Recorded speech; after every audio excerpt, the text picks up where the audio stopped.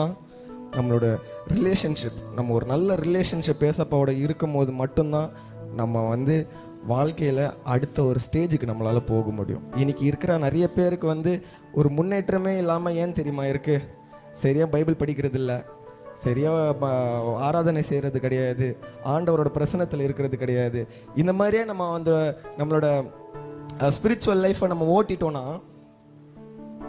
ஏசப்பா மேலே பலியை போட்டுடுறோம். நீங்கள் என் வாழ்க்கையில் நான் நல்லா தானே இருக்கிறேன், எந்த தப்பும் பண்ணாமல் தானே இருக்கிறேன், ஆனால் நீங்கள் என் வாழ்க்கையில் எதுவுமே பண்ண மாட்டீங்கன்னு அவரை வந்து நான் கேள்வி கேட்குறது.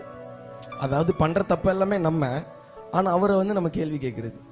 ஓகே, ஆனால் இந்த கேரக்டர் பாருங்களேன், இந்த ஜோசப்னு இருக்கிற கேரக்டர் பாருங்களேன், அவர் வாழ்க்கையில் அவ்வளோ கஷ்டங்கள் இருந்திருக்குது. அவர் சொந்த குடும்பத்தில் கஷ்டங்கள் இருந்திருக்குது.